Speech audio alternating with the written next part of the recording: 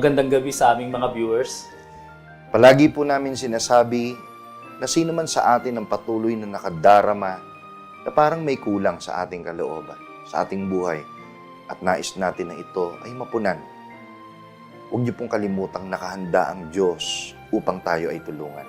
At sana, kami na inyong mga lingkod sa programang ito po ay matugunan sa programang Full Life.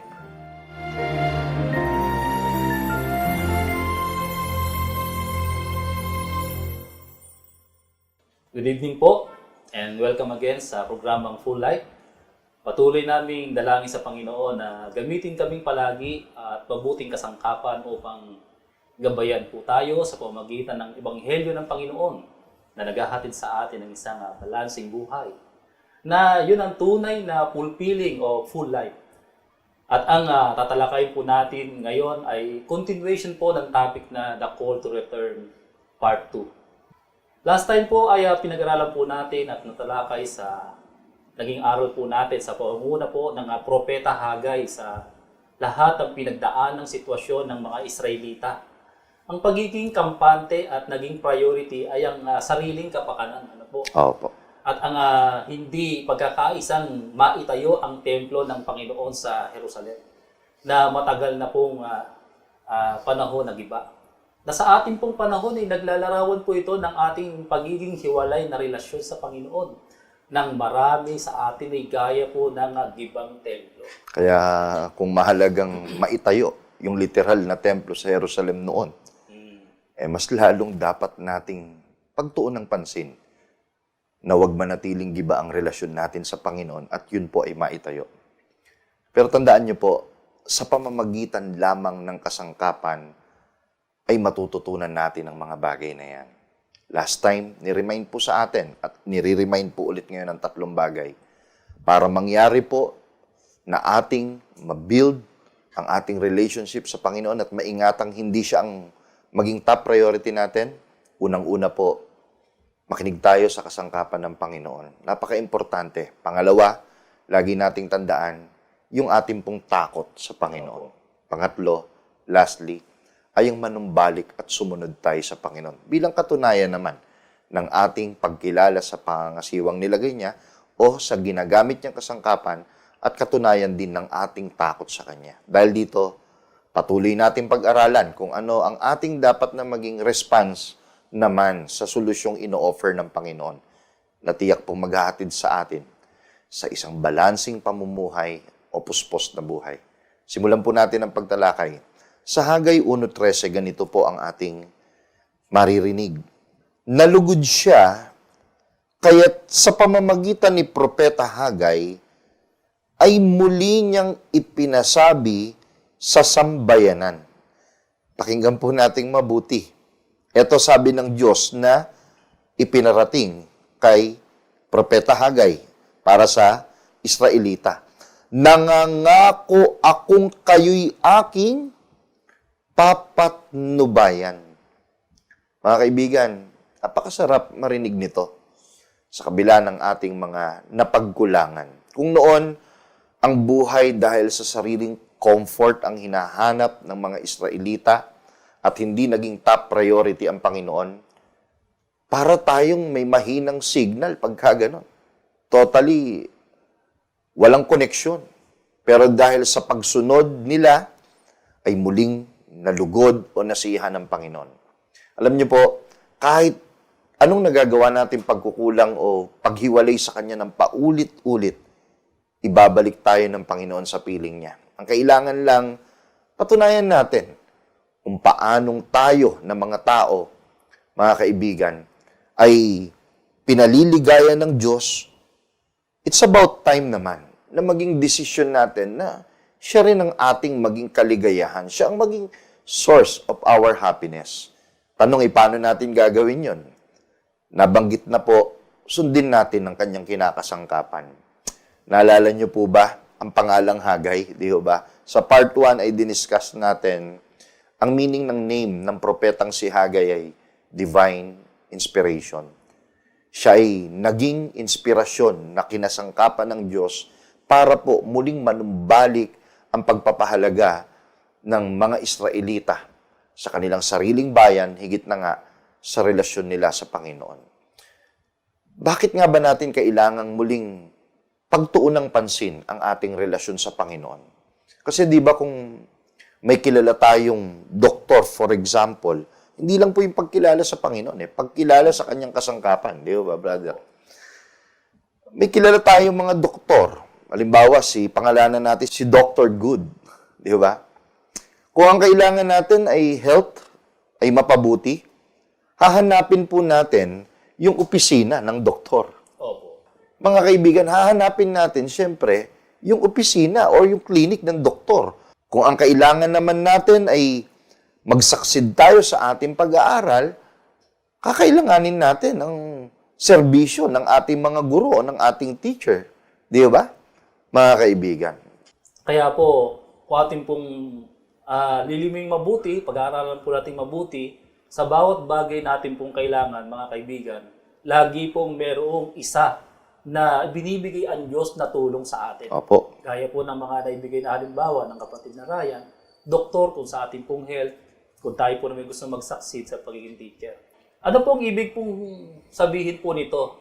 Ang office po ay hindi po nangangahulugan ng isang room o kaya isang building na literal, kundi ito po ay position of authority or service, typically one of the public nature. Kaya isa pong halimbawa po ay ang office of the attorney, di po ba? Pagka tayo po ay meron pong problema, meron tayong mga specific cases, halimbawa sa lupa, hinahanap po natin ang serbisyo ni attorney.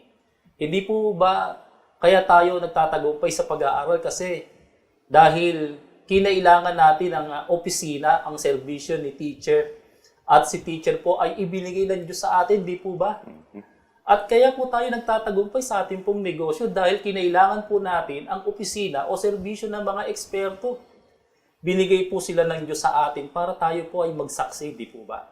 Kaya noon tayo po ay nagkaroon ng mga karamdaman dahil kailangan po natin ang opisina o serbisyo ni Doc.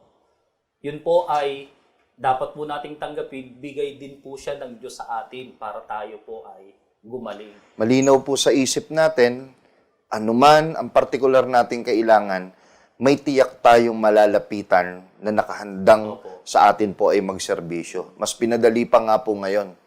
Hindi lang natin hahanapin yung literal na opisina o room sa isang building. Nandyan po ang social media ngayon. May mga naglilingkod upang mapakinabangan ng mamamayan. Ang tanong lang ito, mga kaibigan, bakit nung malihis tayo ng paraan ng pamumuhay, nung naging disconnected tayo sa relasyon natin sa Panginoon, bakit hindi natin hinanap ang opisina o serbisyo ng kanyang mga kasangkapan? Kung simbolo ng opisina ay serbisyo ng kahit sinong nanunungkulan, may opisina po ang mga kasangkapan ng Diyos o handang serbisyo na tayo ay paglingkuran. Kaya tandaan natin, nagawa na nating makinig sa ating mga teachers, nakinig po tayo sa ating mga magulang, sumunod tayo. Sumunod na rin tayo nung payuhan tayo ng doktor sa mga specific cases na possible na experience ng ating mga kababayan, sumunod tayo sa payo ni attorney. Pero nasunod na nga ba natin ang kasangkapan ng Diyos? Kung ang ating pong kaso ay ang naging hiwalay nating relasyon sa Kanya. Kung ang ating naging kaso ay ang hindi siya maging top priority sa buhay natin. Mga kaibigan, it's about time para makita po sa atin ang ganitong klase ng mga pagpapasya. Umasa po tayo. Gaya ng nangyari nang napakinggan nila si Hagay, Propeta Hagay, naganap ang isa sa, masasabi natin, Brother Amadeo, pinakamasayang pwede nating marinig mula sa Panginoon at maranasan nang sabihin ng Panginoon. Balikan ko po yung last part ng Hagay 1:13. Ang sabi ng Diyos, nangangako akong kayo'y aking papatnubayan. Ito po isang encouragement. Ito ang naranasan nila noon, ito rin ang mararanasan natin ngayon.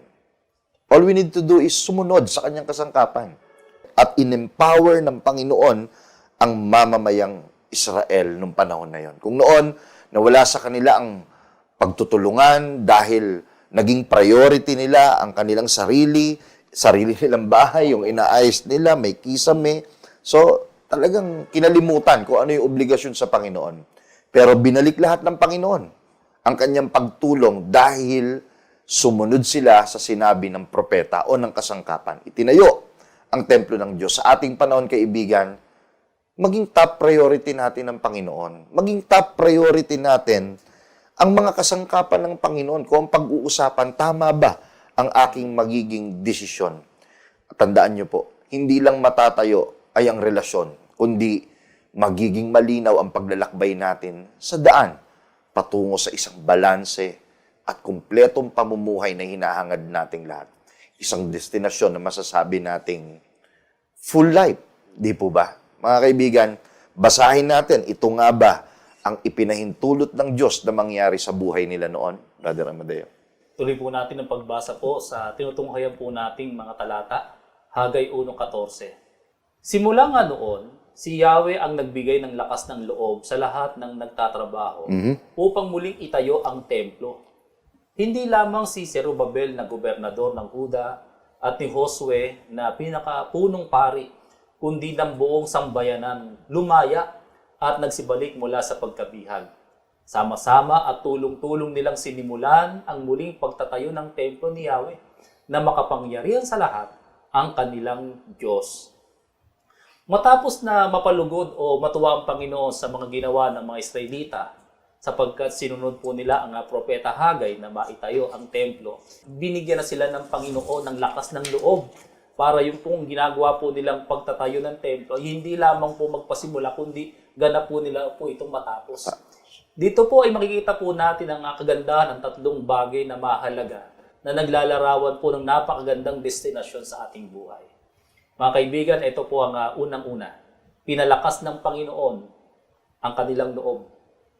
Kasi base po doon sa mga talata, sinabing talaga na pinalakas ng Panginoon ang loob ng mga gumagawa.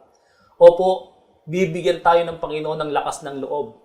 Alam niyo po ba, ang lakas ng loob na ito na tinutukoy sa version ng Biblia na New Living Version, na ang ibig sabihin na Spirit, ang Espiritu ng Diyos ay sumasa atin. Amen. Sa Biblia po, lahat ng mga lingkod ng Panginoon, maging ang mga hindi naglilingkod sa Kanya, pero hinahanap siya, pare-pareho po silang nagsilakas ayon po sa talata ng Biblia.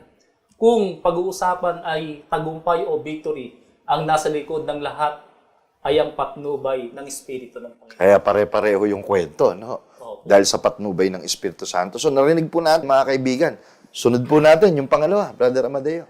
Yung pangalawa po, pinagkaisa sila ng Panginoon. Kasi po, noon, katulong ang gobyerno, katulong ang propeta, higit sa lahat, katulong ang mamamayan. Nagkakaisa po sila na itayo ang templo ng Panginoon alinsunod sa sinasabi ng Panginoong Diyos sa propeta Hagay. Ngayon po naman, umasa tayo na gagamitin ng Diyos na katulong ang mga namumuno sa gobyerno, sa lipunan, katulong ng mga kasangkapang lingkod ng mga tagapangaral, katulong ang iba pang mga tao para itayo, ibalik, o po sama-samang tutugon doon po sa the call to return, na itayo ang koneksyon at relasyon natin sa Panginoon. Kaya po, napakagandang bagay na atin pong maintindihan ang kahalagahan ng mga bagay na ito. At ang pangatlo po na ito, kapatid na Ryan, at sa amin pong mga taga-subaybay, pinalaya sila ng Panginoon mula sa pagkabihag. Pinakamaganda, Kung no? noon po, nabihag sila physically ng Babylonia dahil yun po ay talagang sumakop sa kanilang panahon na yon, lumaya sila sa tulong ng Panginoon. Ngayon, gusto ng Panginoon na palayain tayo mula sa buhay na walang direksyon. At hindi lamang tayo, kundi maging ating pong mga kaibigan, mga kaanak, katrabaho, sa ating pong lahat. Hinihikayat namin kayo, sama-sama tayong tumugon sa mensahe ng araling ito. Mga kaibigan, makita nawa natin na sa mga oras na ito, yung nangyari sa Israel, dahil muling nanumbalik ang pagpatnubay at pagtulong ng Diyos sa kanila, tandaan natin dahil sa pagsunod sa kasangkapan ng Panginoon, makita nawa natin ngayon na meron ding nagsasabi sa atin na tayo ay pinalalakas ng Panginoon sa pamamagitan ng pagbibigay niya ng direksyon. Makita sana natin hinihikayat tayo na magkaisa ng Panginoon. Makita natin din na pinalalaya tayo ng Panginoon sa dati po nating kalagayan. At hindi lang tayo, maging ang ating mga mahal sa buhay o sino mang kakilala. Mga kaibigan, opo sa inyo na aming mga viewers, we sincerely hope na ang topic na ito ay nagbukas ng ating kamalayan. Nagbukas ng ating kalooban na ma-inspired ang bawat isa po sa atin at magkaroon ng positive response dahil we firmly believe na hindi lang tayo narito na sumusubaybay para mag-tune in sa programa, kundi intention po talaga natin na hangaring maramdaman ang Espiritu ng Panginoon sa pamamagitan ng kanyang mga ebanghelyo, sa pamamagitan ng kanyang kasangkapan. Higit sa lahat, ay masampalatayanan natin na ang mga salita ng Panginoon ay tunay na hihikayat sa atin upang ibalik ang ating relasyon sa Kanya at huwag maging kampante sa buhay, kundi maging top priority natin siya. At sana po, nais namin i-extend ang invitation ito sa lahat ng ating kakilala. Hindi lamang po itong programa. Nais po namin i-extend ang invitation mismo ng Panginoon tungkol sa topic na ito, to embrace the right decision and direction upang sagutin ang panawagan ng topic na the call to return. Magandang gabi po.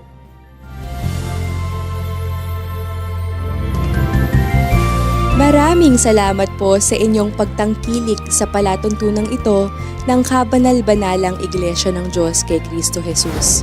Kung nais po ninyong mapanood ang iba pa naming programa at upang lubos po ninyong makilala ang kabanal-banalang Iglesia ng Diyos kay Kristo Jesus, mag-subscribe sa ating YouTube channel na The Most Holy Church. Bisitahin ang aming Facebook page na MHC Media. At bisitahin ang ating official website na www.mostholychurch.com. Maraming salamat po.